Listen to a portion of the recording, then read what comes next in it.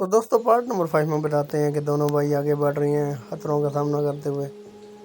और अब बड़ा भाई नीचे बैठेगा और छोटा भाई इसके कंधे से ऊपर सीढ़ियों पर चढ़ेगा और वो अब नीचे रस्सी फेंकेगा और बड़ा भाई ऊपर चढ़ जाएगा। अब बड़ा भाई एक बेल्ट को उठा के लाएगा और इस गोल रिंग में डाल देगा और यहाँ बेल्ट चलना स्टार्ट करेगी तो वो पुल नीचे हो जाएगा।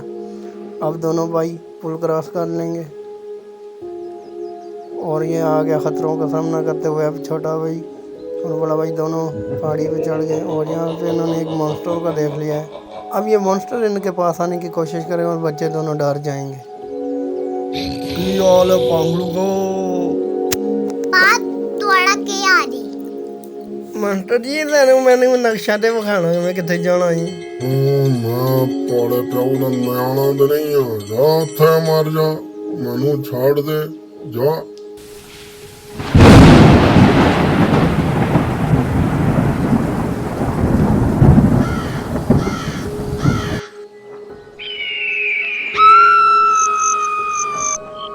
मैनू डर लगता है।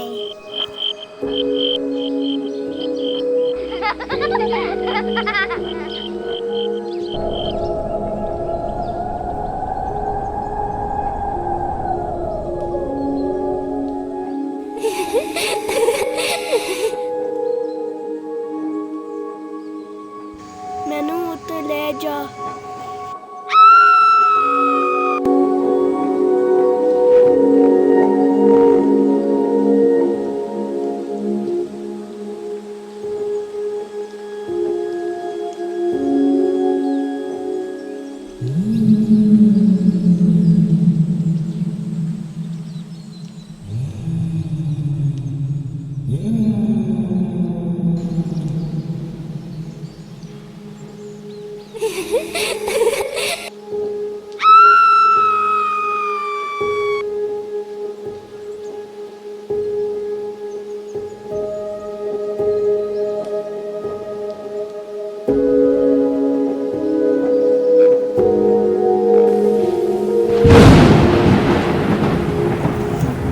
चल फिर पुत हुण चला जा इथों ओहदे अंदर वड़ जा।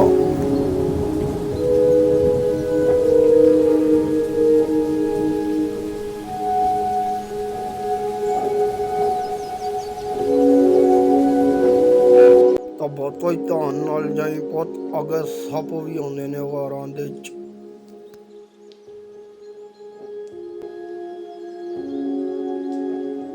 ਚੱਲ ਭਾ ਫਿਰ ਅੰਦਰ ਵੜ ਤੇ ਉਹ ਸਾਹਮਣੇ ਲੀਵਰ ਖਿੱਚ।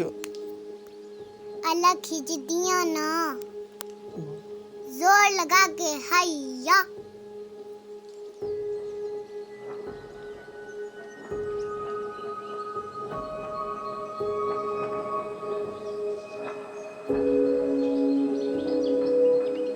चलो रुआ मानी फिर चलिए।